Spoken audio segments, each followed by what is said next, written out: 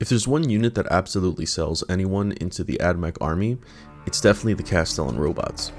It's a surprisingly simple yet classic and iconic design. There's nothing really here that makes it stand out other than its like vintage Martian robot style for film heads out there. But it's no Nemesis Dreadnought or Riptide battlesuit, yet it has such an amazing allure and draw to many people out there. Honestly, they're just kinda cute. Kastelan robots are an ancient technology, some dating farther back than the Imperium proper itself. Due to this, there are some itinerant or rogue Kastelans roaming the lands of various planets, some of who can come into battle out of nowhere and assist the Mechanicus before scuttling away into the distance.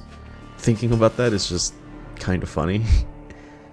That you have some sort of advantage over some Mechanicus explorer fleet and then a gaggle of robots just uppercut you into a red mist just to waddle away.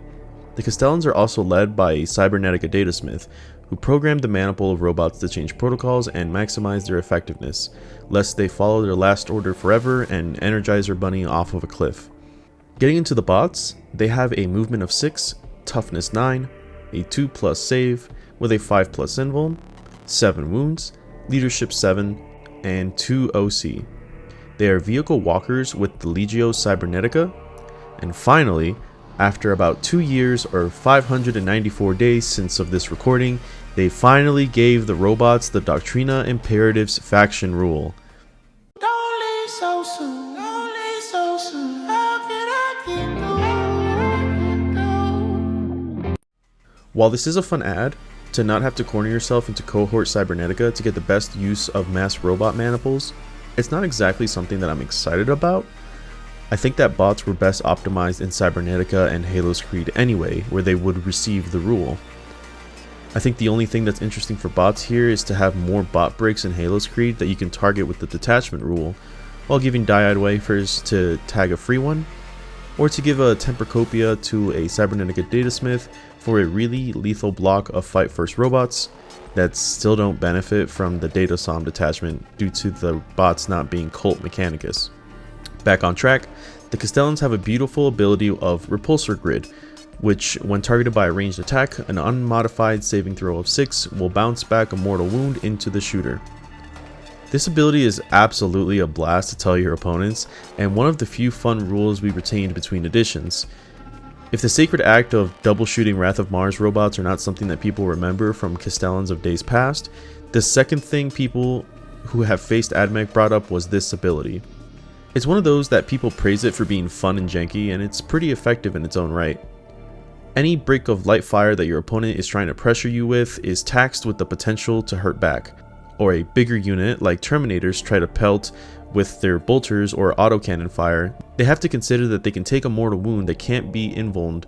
Much like Fights First, it's effective as a deterrent to prevent them from being shot at except by dedicated anti-tank fire.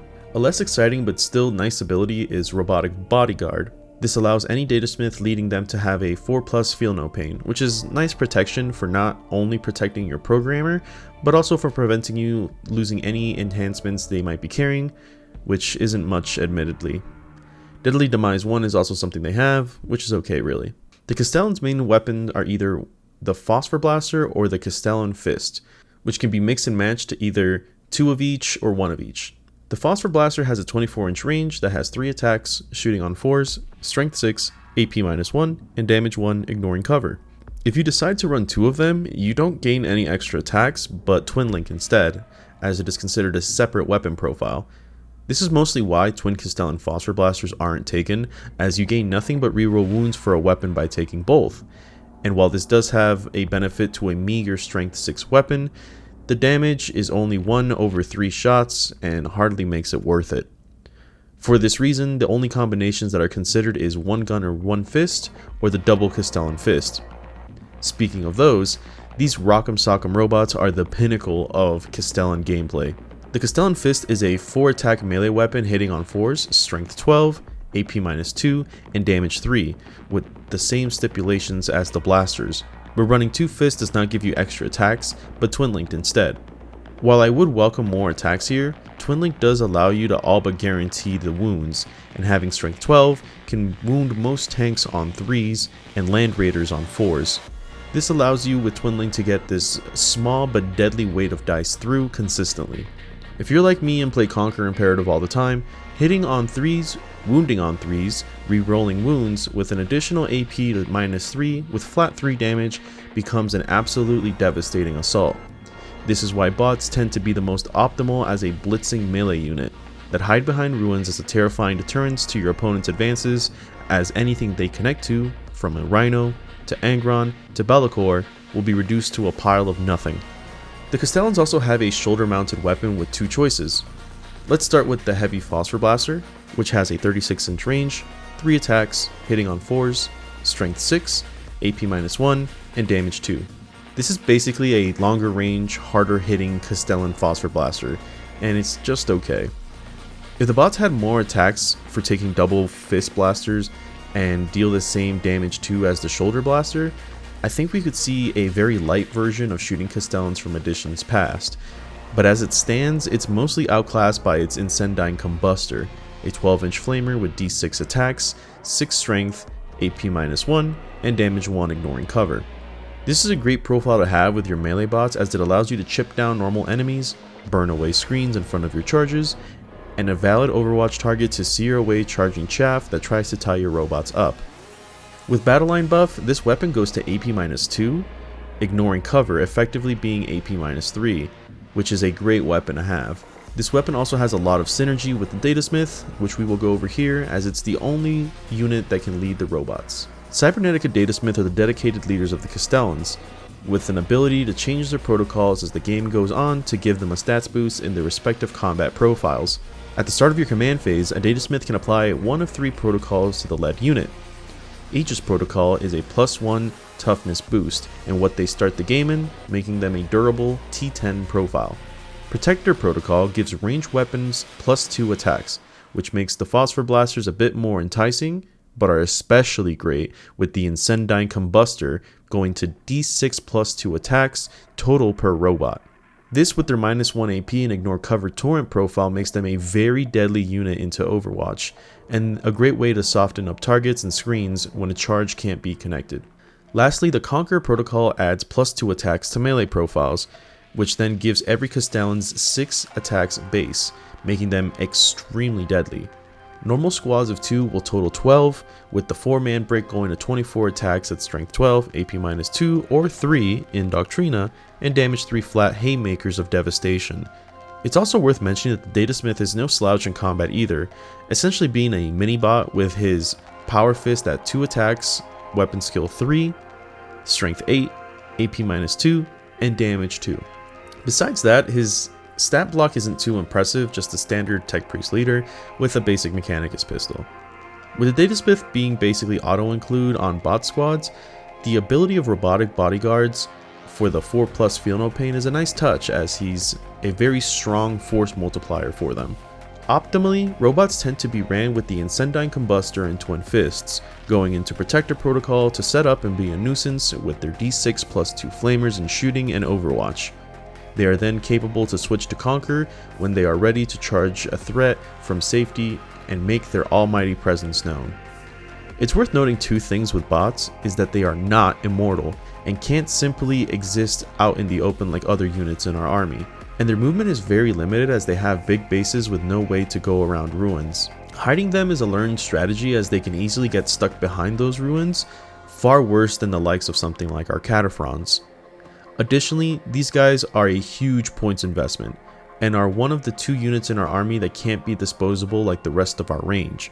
Due to this, smart execution of robots is pivotal to get the best mileage out of them, and that might just be not making reckless charges. The presence of robots behind a ruin at midpoint could be enough to dissuade an opponent to push up, and that allows you to expand on board presence, or to threaten secondaries drawn that might get you free points, such as holding bots right outside of a point and then drawing overwhelming force after your opponent has tried to expand.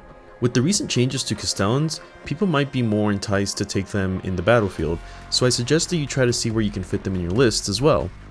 I tend to see a squad of 4 only, or the occasional 4-2-2 squad, as this allows more ease of movement and spread out the threat while still having a beefy brick.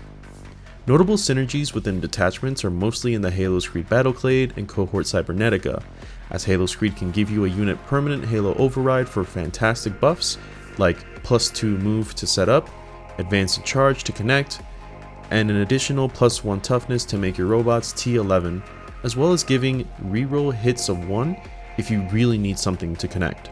Guided Retreat allows you to fall back and burn a weakened unit followed by a charge to another threat nearby. In Cybernetica, the detachment giving +2 move to all Legio Cybernetica is a great addition to the already great Motive Imperative, allowing +3 move as well as +1 to advance and charge rolls. Machine Spirit Resurgence can give full hit rerolls to a damaged squad, making the punchbots full reroll to hit and wounds thanks to the twin linked from their fists. Transcendent Cognitation gives double Doctrinas that can make your bots a slugfest in melee, as they will get a suite of +3 weapon skill, -1 AP, and -1 to their hitting in melee, allowing them to stand toe to toe with a lot of threats. Machine Superiority also allows them to ignore modifiers, so opponents can't try to manipulate their odds at all. Lastly, and honestly the highlight of Psycho, is Necromechanic, allowing one model to ignore a failed saving throw, blanking everything from a 1 damage lasgun to a spiked 7 damage las cannon. With all this, I hope to have provided some good insight and ideas on how Kastelans function on the tabletop along with their ringleader. These guys are some of the best ways to get an Admech army for cheap on the table quick. And while not entirely optimal for competitive matchups, there's nothing more fun than reflecting a handful of mortal wounds back and then one-tapping a Mortarion. That's all for now. A huge thank you to all of you, and be sure to check out advanced.gg with my referral link using code OMNI10 for 10% off, linked in the pinned comment. Thanks again, until next time. A shout out to all of my patrons in the Engine Seer patron tier, and a special shout out to the Fabricator tier with 3x01, Atura, Sig Lawson Jr., Makito, Tech Priest Thorn, Dr. Jones, Dr. Dogorino, Eric Neisner, Mula, Rising Grace, Sekartor, and Snoofalufagus. Thank you guys.